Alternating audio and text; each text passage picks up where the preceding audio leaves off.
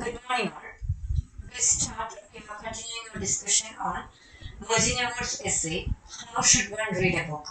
Here, the last session, we talked about the poet's power and how, by giving an example, just as a piece of poem taken out of its own context, still making sense for us. That's why I referred you regarding the, an idea which was already given by some other writer. Many writers comment upon poetry in that way. They try to keep poetry at the height as one of the uh, prominent literary types. Still, you get a very clear-cut picture from Biographia Literaria by Samuel Taylor Coleridge. Just let me read it out for you. The poem is that species of composition which is different from the works of science. Any literary writing is different from the scientific writing. But that's one thing. And I'm not making complete, but derived from the whole as it is compatible with a distinct gratification from each component part. You get the pleasure of reading a poem as a whole as well as even if you take each component separately well. So that's the same thing we got as an example. We felt that we came to notice down that with her own example, a poem which is taken out, a part of the poem, a part of the whole taken out, and still we could make sense. We could connect in between. So this is the way she tries to, Virginia Woolf tries to assert that power of a poet, the power of poetry in general. Okay, so in the paragraphs prior to this, she commented upon fiction, different kinds of fiction. Now she turns her attention towards poetry. And after discussing that, now to the next paragraph, she's going to talk about the depth of reading, deep reading, how important it is, how important to, or how the experience of taking a book as a whole matters, how it's like or feels like, and the relevance of comparing books. These are the major ideas that are going to be part of this coming paragraph. We have only to compare with those words, cat is out of the bag, and the true complexity of reading is admitted.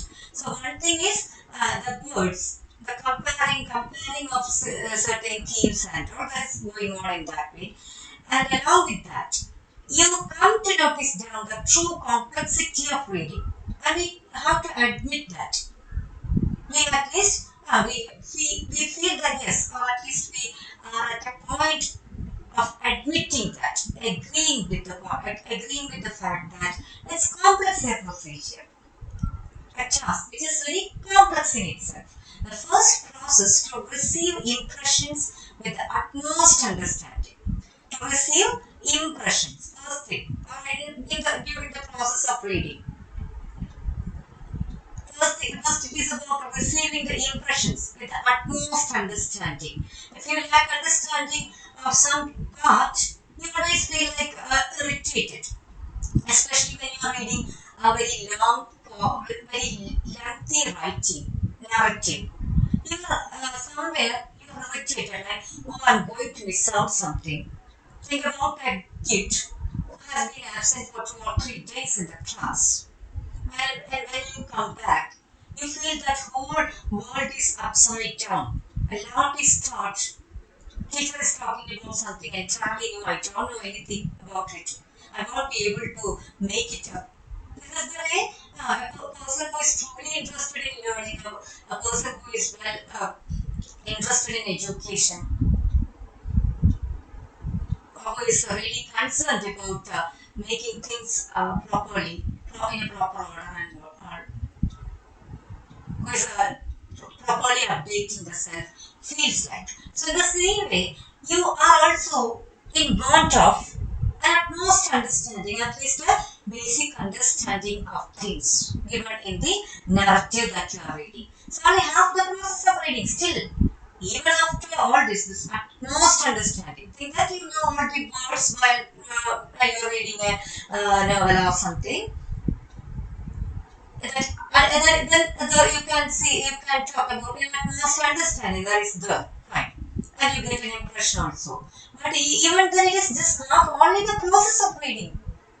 You cannot say that just by understanding those things, it's complete. It's just half the process. It's not finished. It must be completed if we are to get the whole pressure from the book. So something should be there to complement it or to complete it, to get the whole pressure from a book. Whichever real needs she's talking, it's about the process of reading, approaching book. To talk about, to take this whole essay as a complete entity, you can see the real emphasis is on the book, on books and the process of reading itself. So pressure, whole pressure from a book by another. Actually, maybe it's a book by another person. The book that is talking about the experience of different other characters. So this is something different, an experience, and we must pass judgment. Main point, we must pass judgment about these multitudinous impressions. That is it, we get numerous impressions, numerous perspectives, readings on a particular paragraph or a whole book. Then you should start passing judgment. A very colloquial usage for later scientific term like criticism, literary criticism, which is almost a very serious approach in reading. But to pass judgment also matters. It also forms part of the reading process. So by that, and when once your passing judgment becomes very furnished, you call it literary criticism. Hope you are aware of that factor. And we make of these fleeting shapes one that is hard and lasting. Actually, your reading, if valid, if you can make it more authentic, if you can give it a shape, it becomes hard and lasting. It becomes valuable. It becomes worthy to be noted down, and it will be lasting. What do you mean by lasting? It's not actually last. Actually, the term which is connected with end, but it's lasting means it will continue existing. It will be continue. It will have its own value for long. Your resource, like, is it lasting? When you buy something, will it be lasting? Yes. So that is the idea, but not directly. Your ideas, your readings may be hard, valuable, lasting, but not directly. Let us see what she says. This not directly. She says that it's not going to be very direct way of looking at things. So wait for the dust of reading to settle. That is it. Wait for the dust of reading to settle. Try to get this visual picture. You are reading, numerous ideas are whirling around you. You feel that one character is really good in one chapter. In the next chapters, you feel that, oh, the stance taken by this person is not actually appreciable. In the coming chapters, you feel that, okay, it's somewhere justifiable. His or her wealth is somewhere justifiable. At a later point, you feel that no, it's cruel, it's inhumane. So this is the way it's whirling around you. And it's not just with one character or two characters. Numerous characters, their ways, their approach may be whirling around you while the process of reading is going on. So that Woolf educates you to be patient, to wait for the dust of reading to settle. Even after you are finishing of the novel, after you are finishing of the process of reading, this dust will not settle. you may be thinking again and again about it. We have a practice of thinking again and again about movies and all. But if you are truly a genuine reader, some books makes you restless. The themes, the reading of that make you restless. You think again and again about the characters. Some of them leave their trace. Sometimes you want to be like them. Sometimes you want to imitate their styles, life, dialogues, conversations, something like that. So here, this desktop reading to settle down, it takes time for the conflict and the questioning to die down. The conflict and the questioning to die down, for it to become diluted. Walk, talk, pull the dead petals from a rose or fall asleep. That is it. It's almost like go on, walk, talk, pull the dead petals from a rose or fall asleep. You have options. These are metaphorical options in a metaphorical way. Either you can walk, talk, taking things seriously or again, pull the dead petals from a rose means you go back to the book again and again. Sometimes you feel that, oh, what am I going to do with these dead petals? It's not even fresh petals, but dead petals. Oh, that book, the reading is over. So why should I pull that out, or take or keep that dead petals again, or take that dead petals again? Or fall asleep. Some people are there who can fall asleep, no problem. Now reading affects them. Now reading makes them think. That is also possible. And then suddenly, without willing it, but even when you fall asleep, there is another possibility. It can be taken as this writer says it is advocating you to be relaxed. Maybe that also can be an idea that goes along with this falling asleep. Suddenly without our willing it. Suddenly without our willing it. We don't will. Sometimes you are relaxed. No need to think about that book or the characters. So it is thus that nature undertakes these transitions. The book will return but differently. Sometimes maybe after a long time, after you're closing down the book, after finishing of reading, you almost you're on the verge of forgetting it. But something reminds you about the books or the characters. This book will return but differently. And always we say, there is the interpretation, the reading experience with the one book in 2020 will not be the same for you in 2025 or even after that. And this is the fact about reading experience and the possible returning of a book or its themes or the characters and the influence in general. It will float to the top of the mind as a whole. Sometimes it will float without your calling it back. And you are not willingly calling it back, but sometimes it is returning its own. And the book as a whole is different from the book received currently in separate phrases.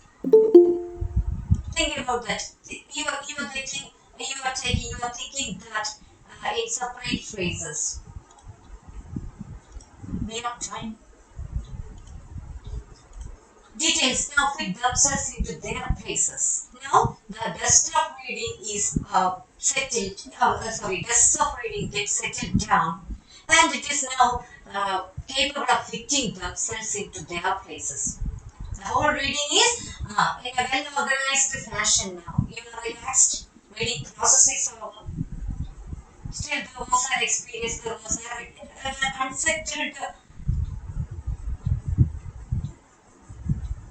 mode, in the case of mode, M-O-D-E mode, as well as the ideas, those were in a scattered manner. But now they are settling themselves into their own places. We see the shape from start to finish. shape from start to finish. Now we get a picture, a shape, a picture with a complete real shape. It's not abstract now. You have at least an idea what is happening here. What is there and what is as a whole. It's a barn, a picture or a cathedral. Possible background, possible the characters and the nature, characteristics in general. Everything you can, sometimes at least you can have a picture of that. A shape, with a shape, proper shape and a size. Now they can compare book with a book as we compare building with a building. Now, then we can compare this page. Now then we can compare book with a book as we compare building with a building. Now once the idea about a book is a book has achieved a shape of its own, you can start comparing. That's very important idea in this essay. Comparing books. That's the main idea, the next main idea in this particular paragraph actually. Compare building with a building. Sometimes you compare one house, one building with that of another. Houses, mainly around the buildings like houses and all. Flats we don't usually go, but still we marvel at the skyscraper buildings and all sometimes. But even the shape, size, everything, you go for comparing. In the case of buildings, the same way, you can do that with the books. If you are thorough about the reading given by it, the ideas given by it. So, but this act of comparison means that our attitude has changed. We are no longer the friends of the writer. Yeah, that is it. So once you start comparing, it is the signification is that no longer you are the friends of the writer, but his judges. Your stance towards the writer and the book changes. You are going to take the role of judges of the book. And just as we cannot be too sympathetic as friends, so as judges, we cannot be too severe as well. Already, Wolf told us that you are not actually very sympathetic friends. Even when you are advocate, or she prefers us to be friendly towards the writers. That's why she gets the example. Even recalling is very simple, but writing is not that simple an activity. It takes much strain and effort on the part of anyone who sits down to write. Still, we all know we are not that sympathetic as friends. Even when you are taking the role as friends of the writer, you are not that sympathetic. So, as judges, also you should not go to the extreme of severe judgment. You should remain in between. We are not true friends of a writer. Even when you are reading, you are holding the book at hand, you hold a kind of a detachment. All the books and all the writers we do not approach in a very friendly manner. So you are not to the extreme of that friendship. The possibility of extending your friendship, you are not going to the extreme when you are approaching a text. In the same way as judges also, you should keep a limit. Severe judgment you should not go for. That's what she says. Obviously, you have to judge. You have to pass comments and your criticism. But still, you should maintain a balance for all this. Then, are they not criminals? Books that have wasted our time and sympathy? Are they not the most insidious enemies of society? Corruptors, defilers, the writers of falsehoods, fake books, books that fill the air with the decay and disease? Let us then be severe in our judgments. let us compare each book with the greatest of its kind. There, they hang in the mind the shapes of the books we have read, solidified by the judgments we have passed on them. What is this?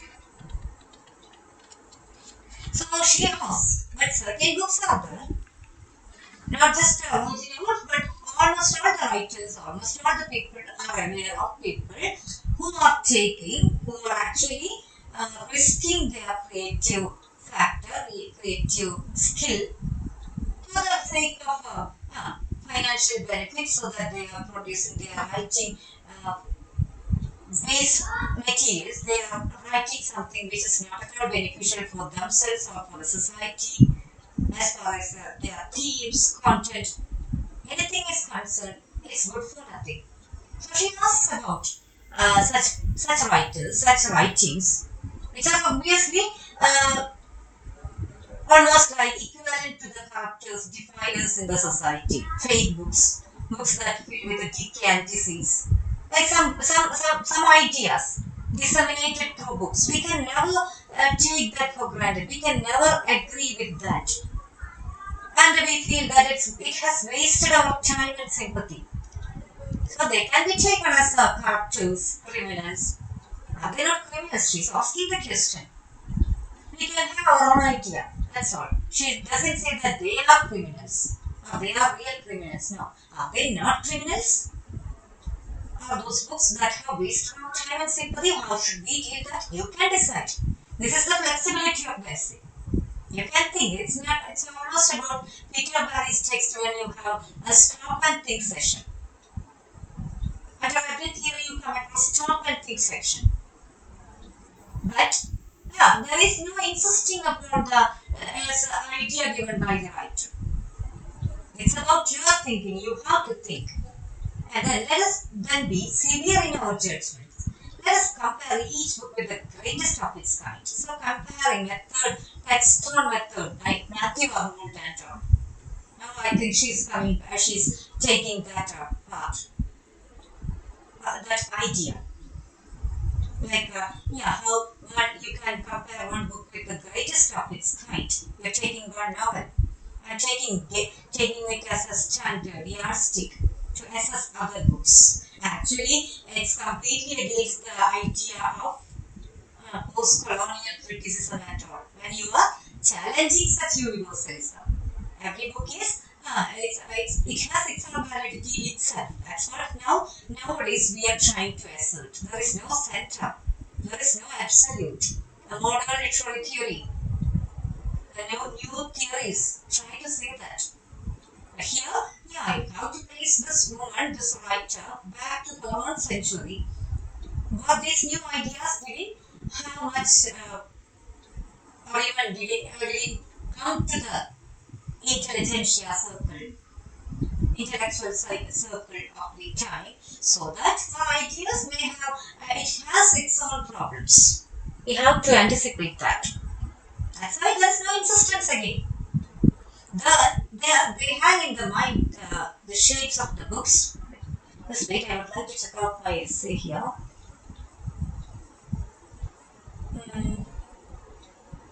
Yeah, let us then compare each book with the greatest of its kind. Then they hang in the mind the shapes of the books we have read, solidified by judgments we have passed on them, like Robinson Crusoe, Emma, The Return of Benedictine. These are some books which were read, which were really appreciated and taken by the accepted, well received by the reading public.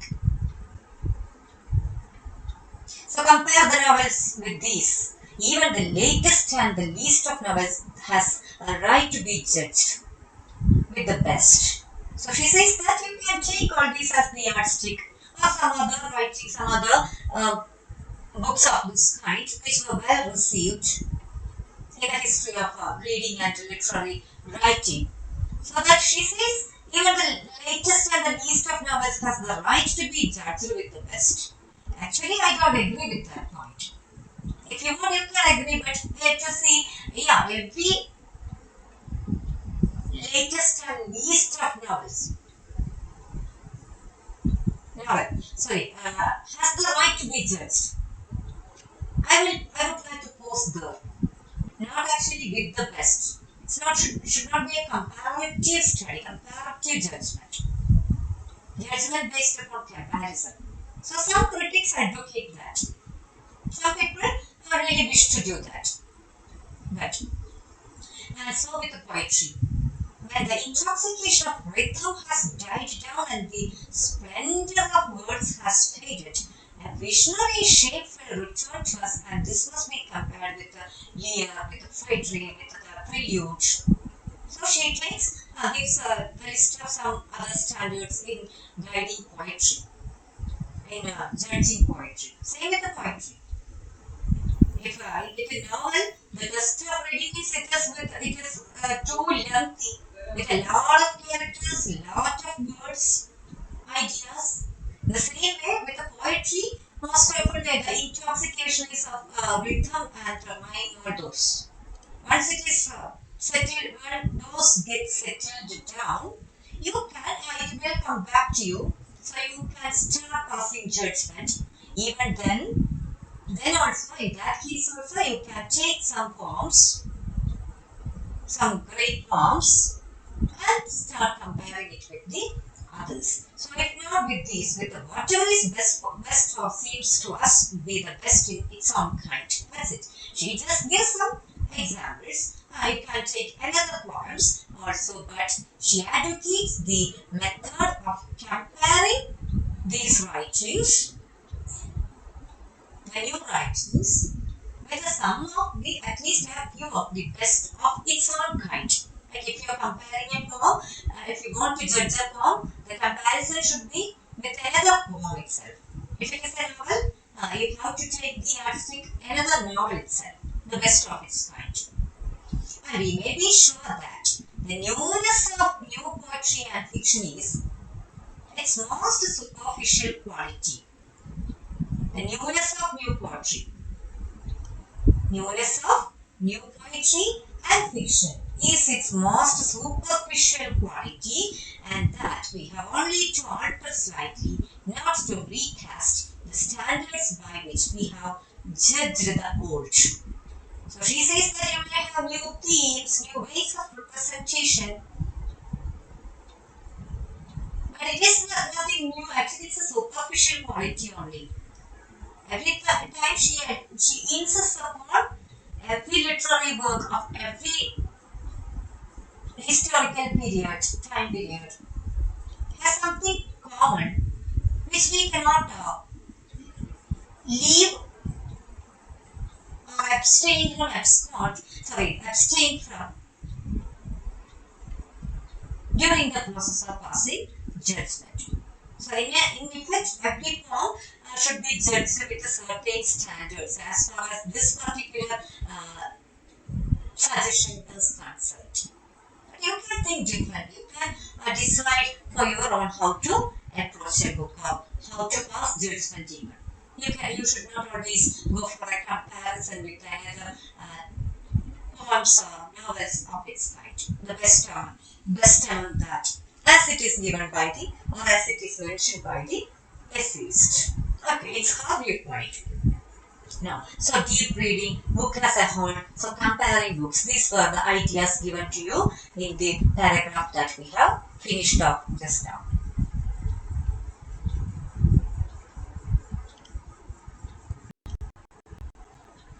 It would be foolish then to pretend that the second part of reading, to judge, to compare, is as simple as the first. It would be foolish then to pretend that. The second part of reading, what is that? To judge. Actually, the second main part of the reading process is to judge, to compare both. So it is as simple as the first. Actually, it's not as simple as the first. It's not actually simple as the first. To open the mind wide to the fast flocking of innumerable impressions. To open the mind wide to the fast flocking of innumerable impressions. What is actually happening in this process? You are opening the mind wide to the fast flocking. Flocking, like you might have come across certain birds moving together. These ideas are actually going in that way. It's almost like a traffic. Too many vehicles together in a block or something, or under the traffic signal. Flocking of innumerable impressions. So you are trying to deal with all those together. To continue reading without the book before you, to hold one shadow shape against another. So again, in the process of comparison, you are continuing reading at the same time, you're holding one shadow shape against another. Sometimes you are not having a clear picture of one idea. At the same moment, you have to deal with another idea. So it's shadow shape one against the another, or one against many others. To have read widely enough and with enough understanding, you must make sure that you have read widely enough and with enough understanding to make such comparisons alive and illuminating. So all these are demanded out of a serious reader or serious judge. That is, if you have to judge a book, you have to make sure that you have achieved all these qualities. If you can assure all, you can guarantee all these in the process of your reading. The enough understanding, first thing. If your understanding is half the way, if that is not actually clear, so some comparisons, it's not, the comparisons become invalid.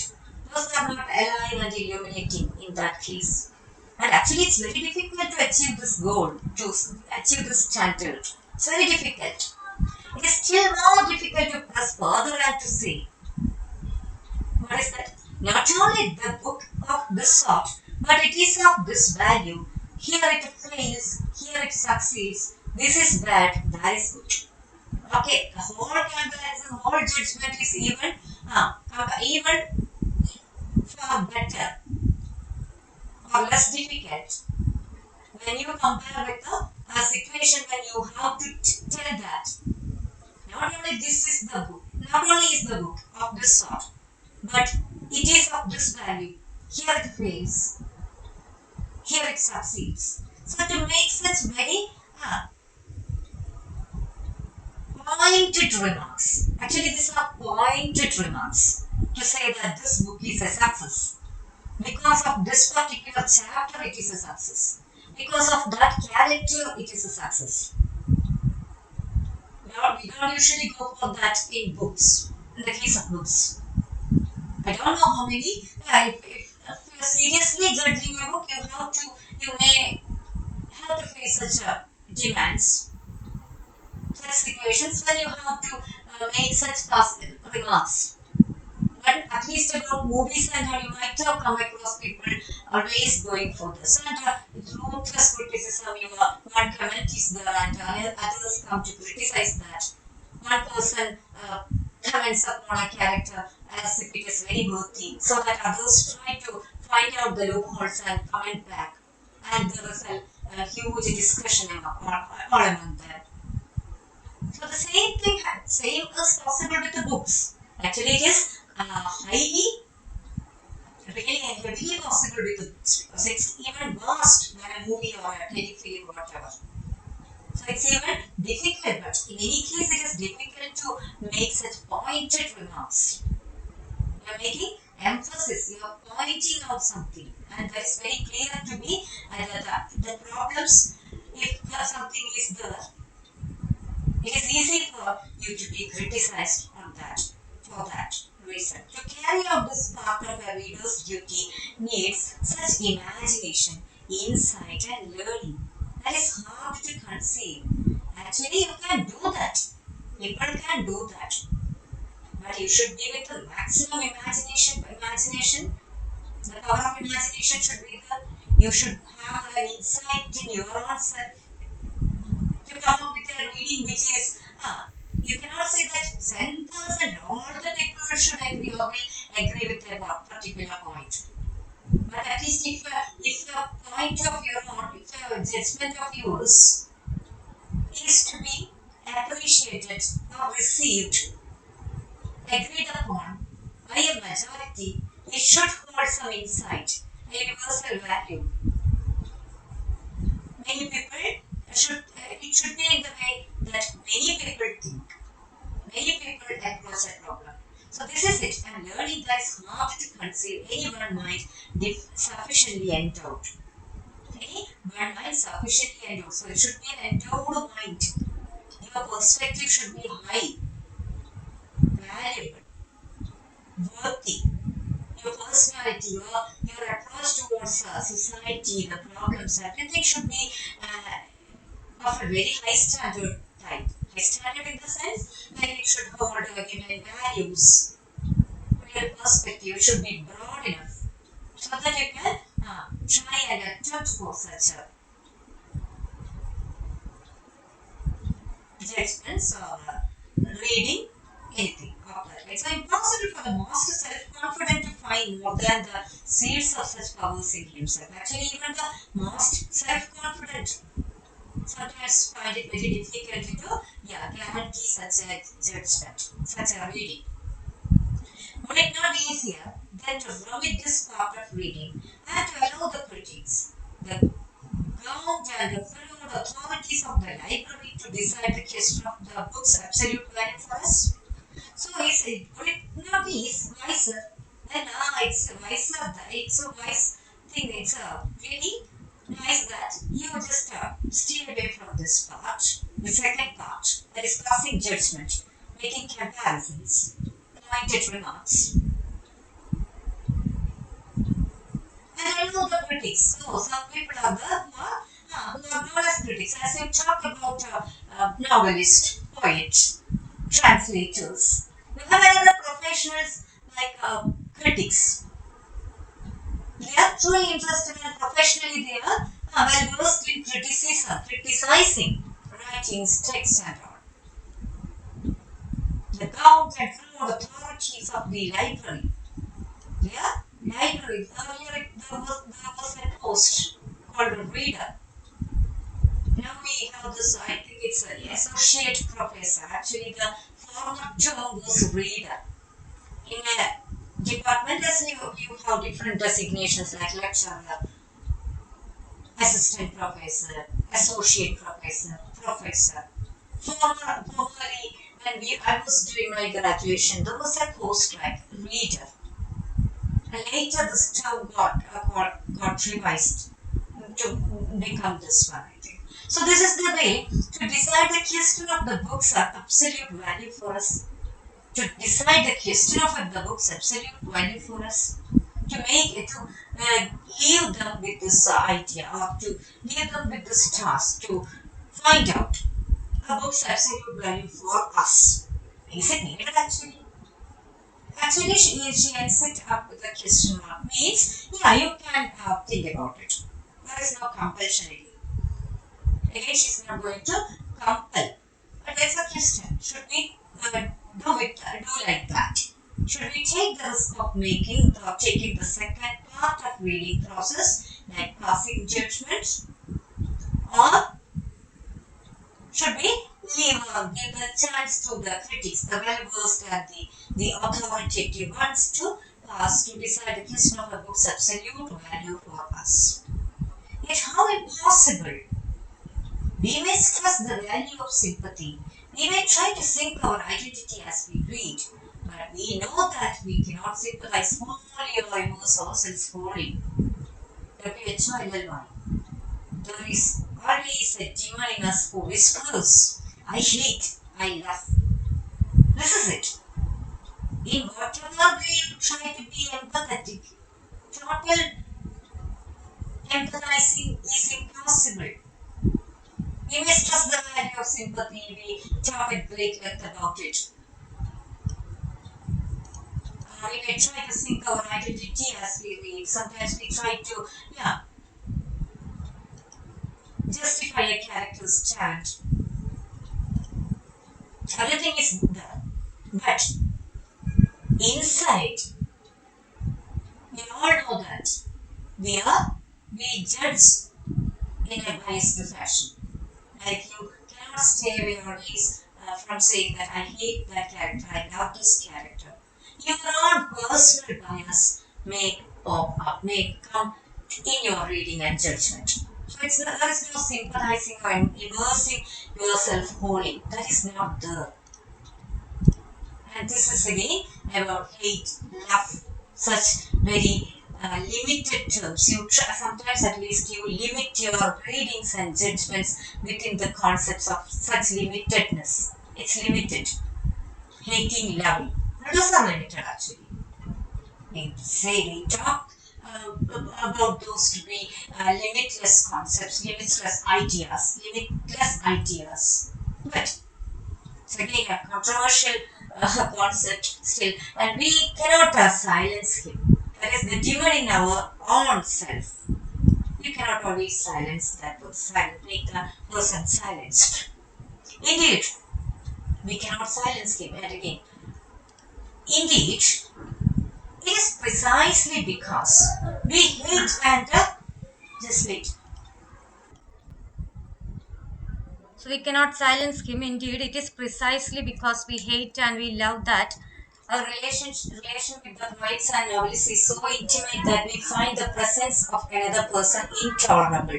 So, indeed, it is precisely because we hate and we love that our relation with the poets and novelists is so intimate that we find the presence of another person intolerable. Like that demon in us actually prevents you from completely identifying with that another person. You can take the person, the poet, the writer's presence as the external one, or the demon's own, whichever it may be. You are intolerable about that. You don't have tolerance for that.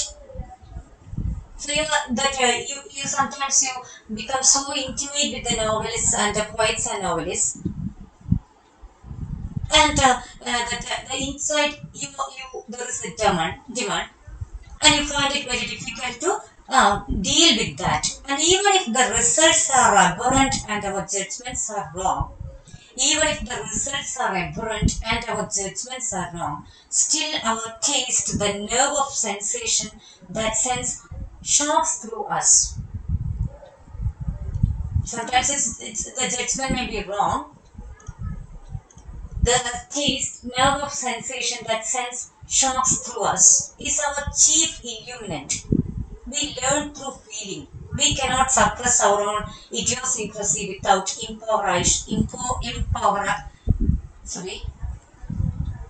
We cannot suppress our own idiosyncrasy without impoverishing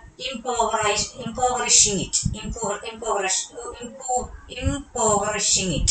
So, sense shocks through us. Sometimes this taste, our taste, the nerve of sensation, that sense shock. Some of our readings, sense shock to us. Like some readings shock us. Some characters shock us. So it's our chief illuminant. Sometimes it is giving you a kind of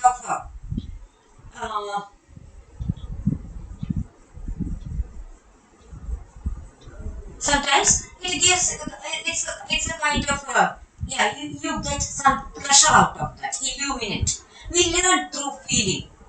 Sometimes you can feel for the characters, and we learn through that. All these possibilities are there extended by the reading process. We cannot suppress our own idiosyncrasy without impoverishing it.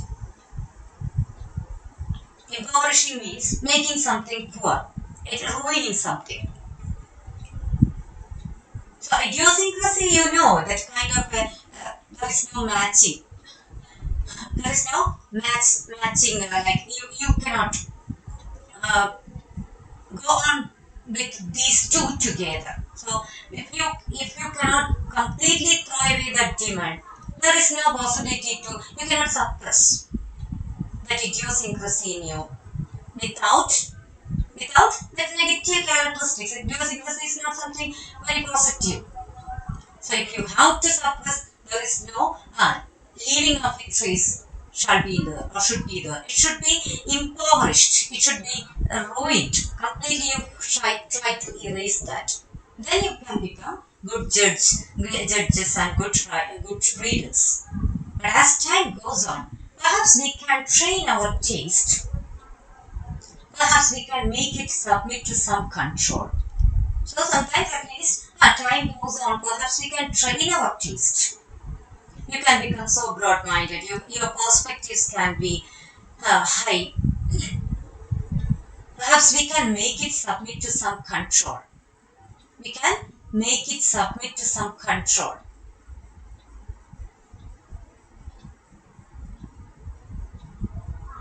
You can control that even.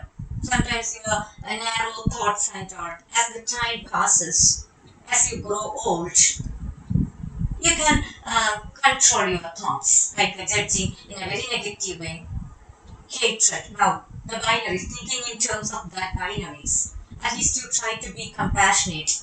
You may become capable of thinking, standing on their side. So when it has fed greedily and lavishly upon books of all sorts, poetry, fiction, history, biography, and has stopped reading and looked for long spaces upon the variety. Has stopped reading and looked for long spaces upon the variety. So you have now numerous types available here. Long spaces upon the variety.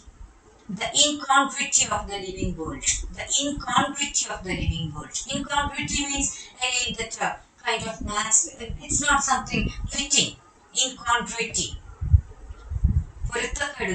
Like this world is almost like that. You cannot always shape it and make the shape of the world cannot be made according to your choice. If you take if you have a material with you, if it is very flexible, you can shape it according to your choice.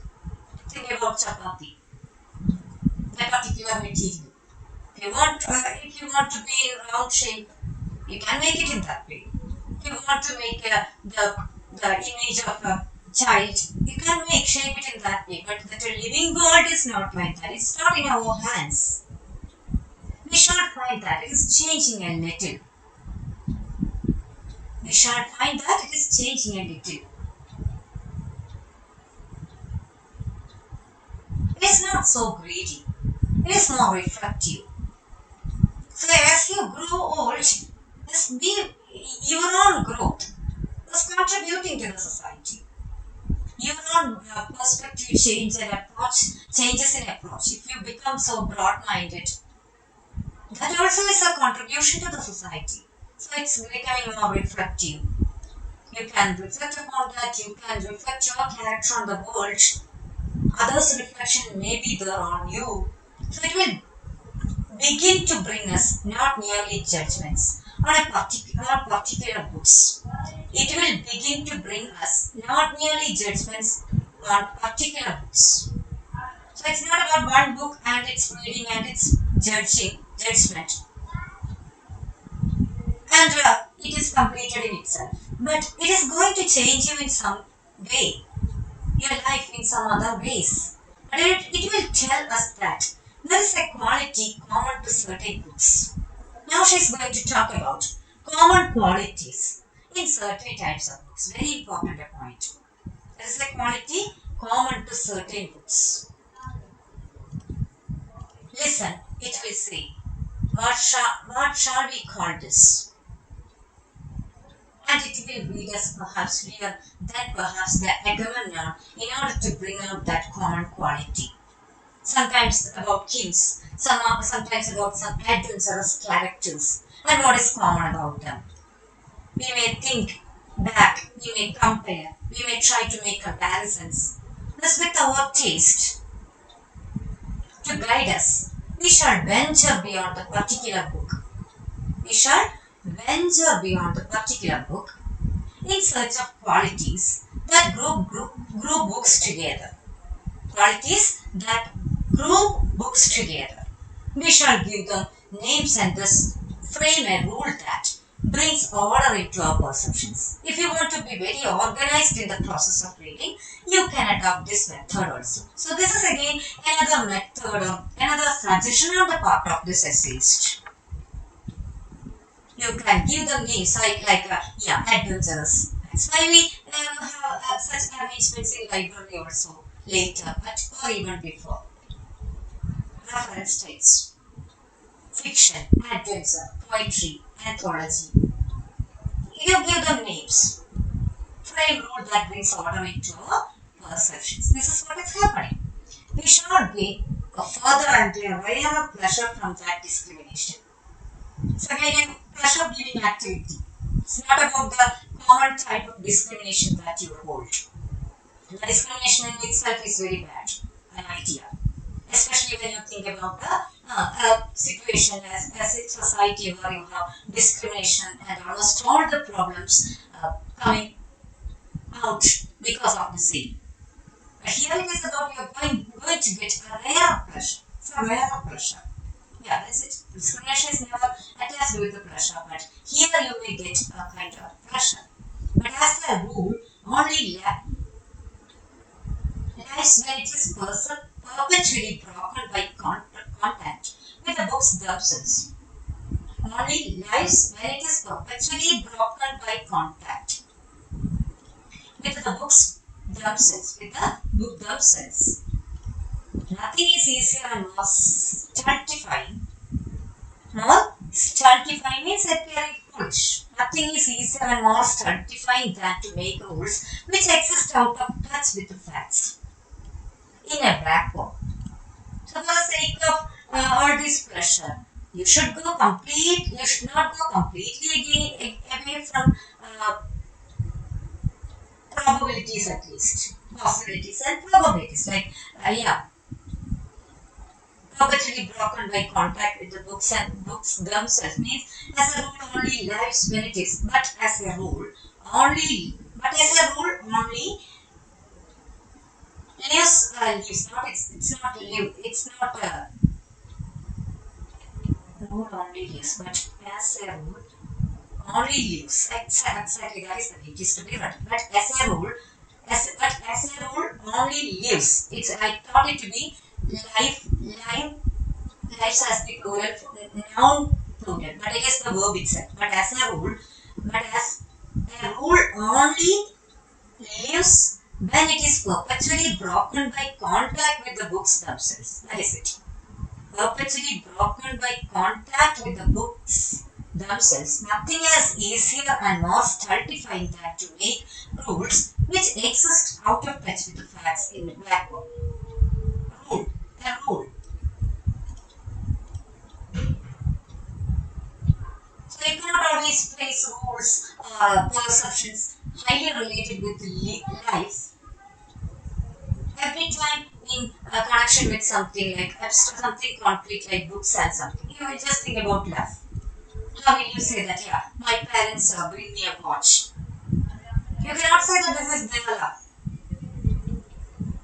If they deny me education and say that it is because they say think about some parents educating their children, saying that you should not go to campus, you should not go for education this year because you will be affected by the COVID-19 pandemic.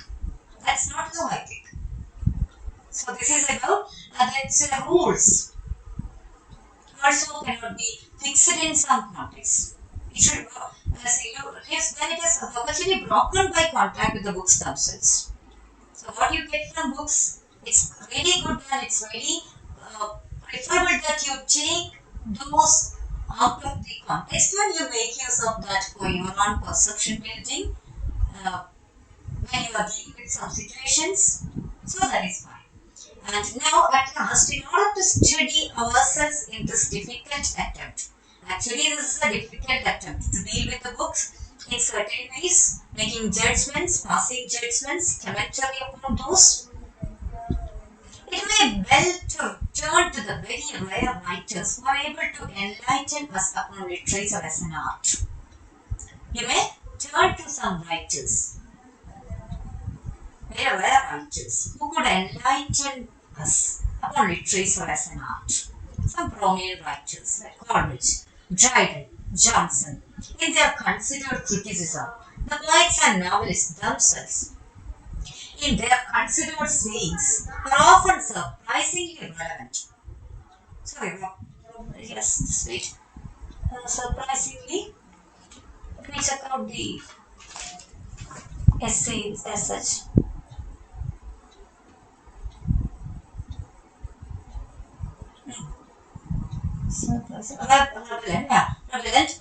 repellent, exactly, repellent. They light up and solidify the vague ideas that have been tumbling in the misty depths of our minds. They are revelation or those you talk about. So they get at some points, they solidify the vague ideas that have been tumbling in the misty depths of our minds. What Coleridge did in his Biographia Literaria, the points given by him, have been with us in different ways. As the way she talks about the unsettled dusts. But he solidified it, he organized those.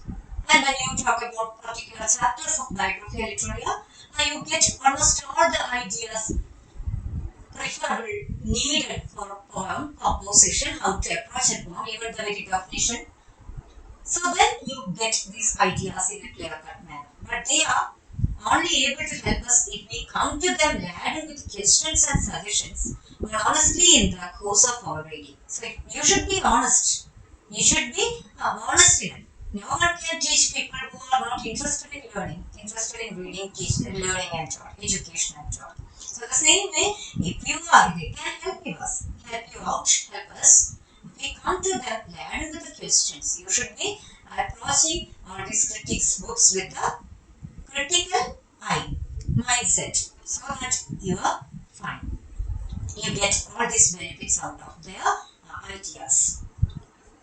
They can do nothing for us if we herd ourselves under their authority and lie down like sheep in the shade of a hedge. They can do nothing for us. Nothing for us. If you are like herd ourselves under the authority and lie down like sheep in the shade of a hedge. If you are not never out of your comfort zone, if you are not willing to come out of your comfort zone, what is already there in your mind as a reading, as perception, as attitude, if you are not taking the risk and effort to change that, none of these genius can help you out. We can only understand their reading when it comes in conflict with our own and vanquishes it. And when it comes in conflict with our own and vanquishes it. Comes in conflict with your own, all these ideas. And your ideas in mind, the ideas in the book and what is there in you should come to conflict. Only then your perspectives change. If those are good perspectives, it should not change. If you are broad in yourself, that change is not preferable. But when you go narrow, certain books can help you out. But you should be able to come out of the shell of your comfort zone. Yes. So what is there in this particular paragraph? Comparing, judging. Second part of reading, that's difficulty in commenting and passing judgment. All those ideas, common qualities in certain types of books, she talks about. Importance of our own stance, she talks about. And the necessity in coming out of the shell of your comfort zone also can be added as a point if you prefer. Sorry. And some more pages remain. What do you say? Should we continue it now